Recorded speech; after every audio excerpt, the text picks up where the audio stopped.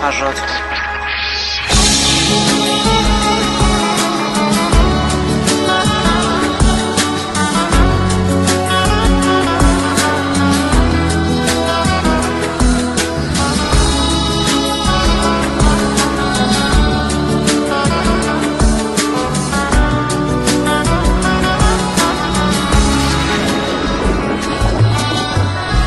قسمت نشد ببینم خدا نگهداری کنم، فرصت نشد بمونم و از تو نگهداری کنم.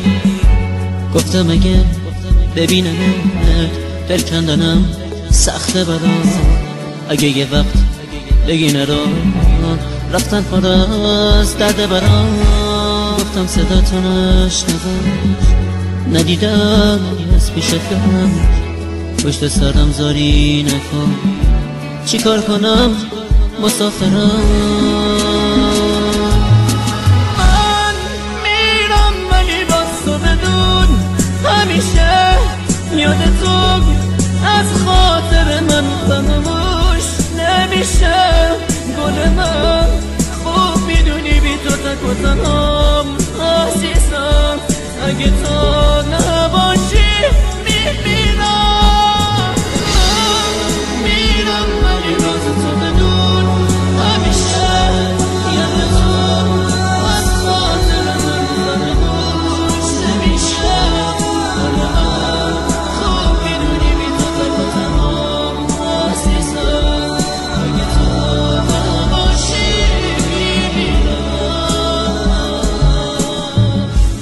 نامه رو تا تش بخون، گریه نکن طاقت بیار، نامه رو خط خطی نکن، دو جمله رو هم دوام بیار.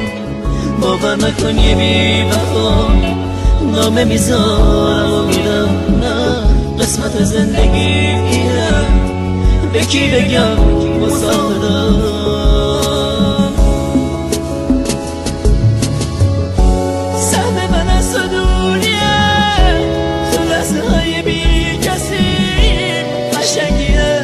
قسمت ماست که ما به هم نمیرسیم. من میرم ولی باز تو بدون همیشه یاد تو از خاطر من فراموش نمیشه. گل من خوب میدونی بی تو تک و تنهام عزیزم، اگه تو نباشی میمیرم.